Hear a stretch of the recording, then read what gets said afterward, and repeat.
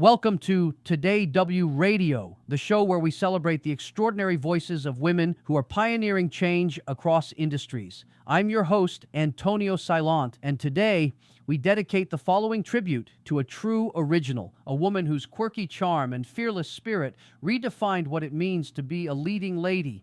Diane Keaton, the Oscar-winning actress, the fashion trailblazer, the devoted mom who adopted love later in life, passed away on October 11th at the age of 79.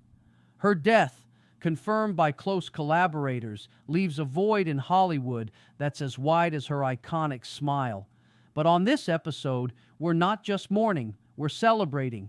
We're diving into the career that spanned decades, the roles that made us laugh, cry, and question everything, and the legacy that reminds us it's never too late to reinvent yourself. So, pour a cup of coffee, black, no cream, settle in, and let's shine that eternal spotlight on Diane Keaton.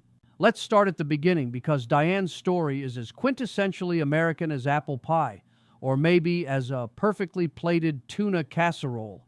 Born Diane Hall on January 5th, 1946, in Los Angeles, to civil engineer Jack Hall and homemaker Dorothy Keaton. Yes, she borrowed her mother's maiden name for the stage. Diane grew up the eldest of four, with a camera always nearby. Her mom, an amateur photographer, and even Mrs. Los Angeles in a homemaker's pageant, sparked that creative fire. But it was Broadway that called first. Fresh out of Santa Ana College, Diane traded SoCal Sun for New York Lights in 1966, landing her debut as an understudy in Hair. That free-spirited musical, it was her crash course in rebellion, topless scenes and all, but Diane, ever the introvert, channeled it into something deeper. By 1968, she was sharing the stage with Woody Allen in Play It Again, Sam, a match made in neurotic heaven. Their chemistry? Electric. It catapulted her to the silver screen and kicked off a collaboration that would define her early career. Picture this, 1972's The Godfather. Diane steps in as Kay Adams, the poised outsider who marries into the Corleone chaos. Opposite Al Pacino's brooding Michael, she's the moral anchor, wide-eyed, loyal, but oh so fragile. That role earned her an Oscar nomination and proved she could hold her own in drama's heavyweight ring. But it was comedy where Diane truly danced.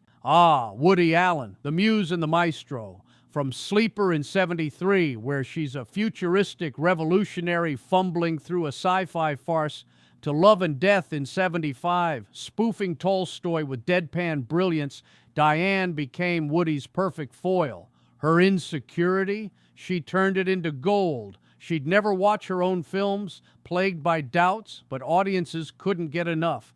Then came 1977. The year Diane didn't just star, she became a phenomenon.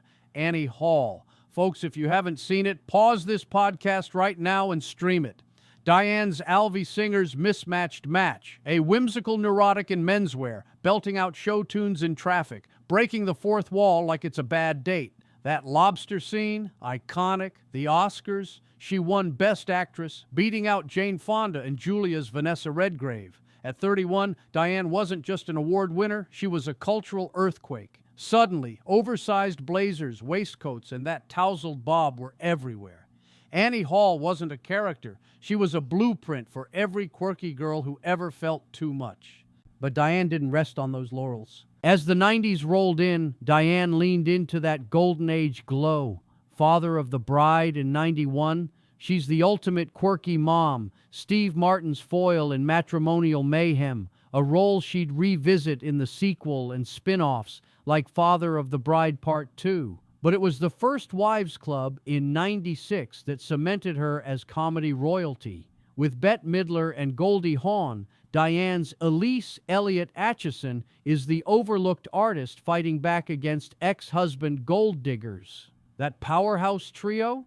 They didn't just sell tickets, they sparked a sisterhood anthem. Through the 2000s and beyond, she kept evolving. Something's Gotta Give in 2003, trading barbs with Jack Nicholson as the ultimate cool divorcee. Morning Glory in 2010, proving age is just a punchline, even voicing characters in Finding Dory.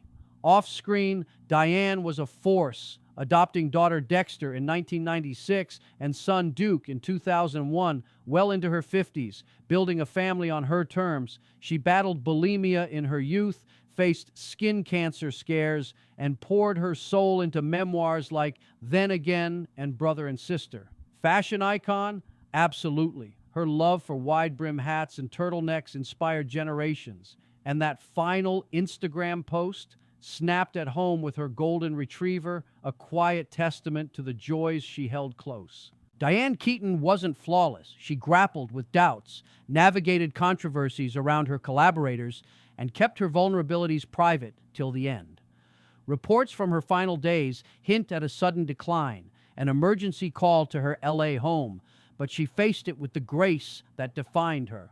Friends like Bette Midler called her brilliant and exactly who you saw, while Woody Allen and Goldie Hawn echoed the tributes. A national treasure gone too soon. Hollywood is lesser without her, but richer for having known her. As we wrap this tribute, I leave you with Diane's own words from Annie Hall. I am at two with nature. She was, wonderfully, painfully so. Rest in that eternal spotlight, Diane. You've earned it. Breaking news. We just learned that the Oscar winner's family told People magazine that she died from pneumonia on October 11th. The Keaton family are very grateful for the extraordinary messages of love and support they have received these past few days on behalf of their beloved Diane, who passed away from pneumonia on October 11th. They wrote in a statement, "Rest in peace, Diane." Tune in for captivating stories of innovation, resilience, and real-world influence from the women boldly shaping tomorrow. That's all for this special edition of TodayW Radio. I'm Antonio Saillant.